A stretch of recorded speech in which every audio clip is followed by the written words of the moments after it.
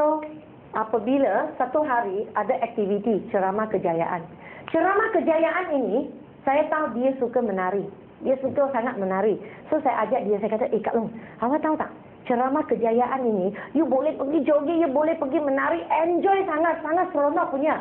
Jadi, bila dia dengar, dia minat punya, dia terus.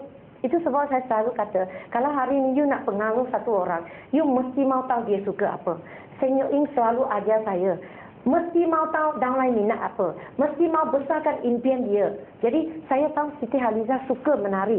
So, saya ajak dia pergi menari. Bukan ajak dia pergi tengok aktiviti tak. Dia, apabila dia betul-betul bayar, dia pergi. So, dekat Flamingo sana, dia tertarik dengan aktiviti. Dia betul-betul joget dengan enjoy. Balik, saya terus appointment dia. So, dari situ rangkaian ini. Terus jadi manager. Dan bulan yang kedua, seterusnya dia jadi RSM. Satu bulan lagi ini jadi ESM. Lain ini. Yang daripada langsung tak ada keyakinan. Langsung tak ada orang, tetapi boleh jadi manager RSM, ESM. Berturut-turut direct 3 bulan. Dan dekat bawahnya, dia punya kakak pun sama. So, dari situ saya guna 6 hingga 8 bulan bimbing ini jadi DCM.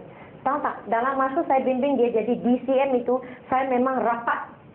Follow up, teman dia buat fieldwork, transfer skill, ajar dia. Jadi saya guna 2 tahun untuk bina line ini. Ini jadi CCM, ini jadi CCM. Dan dekat rangkaian di bawah, orang semua key person saya kenal. Sebab saya yang turun, saya yang ikut dan saya yang datang meeting sentiasa rapatkan hubungan. Jadi hari ini sebenarnya dalam rangkaian kita mesti mau sangat rapat dengan downline. Mesti mau rapat dengan downline supaya downline tahu apa itu teamwork. Terutamanya sekarang SIB Sengkok Ming selalu beritahu kita kan, hari itu saya belajar topik dia memang betul lah. Hari ini kalau kebolehan sendiri tak boleh, mesti mau satu teamworknya. So sentiasa beritahu kepada downline, teamwork itu sangat penting.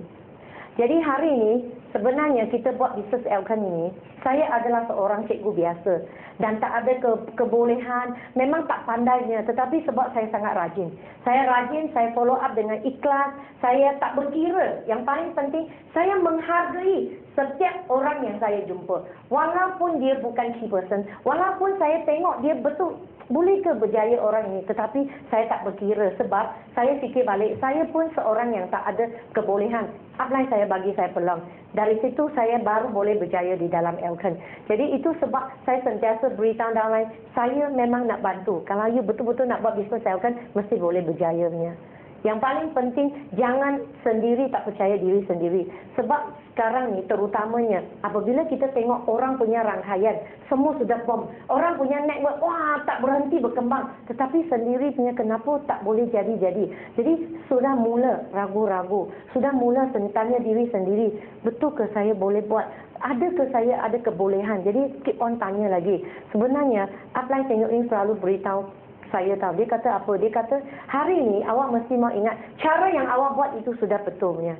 Cuma awak tak ada salah, cuma awak kena rajin. Lebih rajin daripada orang.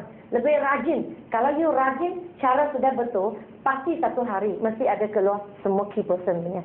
Jangan sentiasa guna masa pergi fikir, kenapa saya punya line ini tak mau, kenapa orang itu tak mau. You ingat balik, kalau you asyik tunggu orang ini mau, you sudah tak boleh buat ke bawah. You sudah tak boleh kembangkan rangkaian.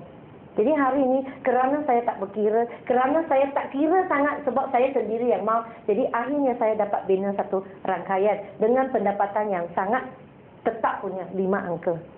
Nah, jadi nampak tak? Saya sebenarnya, saya guna masa. Ini satu rangkaian dia build up, dia bukan tiba-tiba tau. Dia perlu guna masa. Dulu saya guna 5 tahun pergi build rangkaian ini sebab saya setiap hari saya cerita produk. Sampai satu hari saya tanya upline, kenapa tak ada orang mau buat Elkan? Itu saya sentiasa, kenapa saya tak ada rangkaian mau buat Elkan? Jadi apabila saya sudah ada pengalaman, lama kelamaan, saya sudah datang, saya dapat manfaat daripada aktiviti itu. Lepas itu kan, saya sudah guna masa yang lebih singkat untuk bina rangkaian ini. Jadi dapat bawa orang itu datang ke meeting. Jadi saya mula start ada cerita peluang sedikit. Tapi itu belum lagi tau. Yang paling saya nampak adalah apabila saya bina rangkaian ini, nampak tak? Daripada langsung tak ada keyakinan. Daripada langsung tak ada orang. Jadi saya beritahu dia, kalau awak mau dapat 1 bulan punya income mau 3,000, jadi you mesti mau datang ke tempat aktiviti, mau bawa orang datang, lepas tu dari situ you cerita peluang.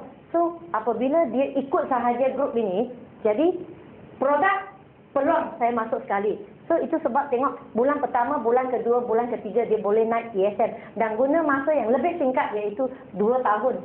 Dia terus boleh jadi CCN dalam rangkaian ini. Jadi ini bermakna dulu saya tak faham. Saya cuma cerita produk. Sekarang saya sudah cerita peluang. Produk habis, saya ajak dia datang aktiviti. Lepas tu saya terus ajar dia peluang ini you nak dapat income 3,000, nak income 5,000 tak? Dan macam mana you nak dapat income yang kukuh, you mesti mau guna alat bantuan untuk pinjam kuasa.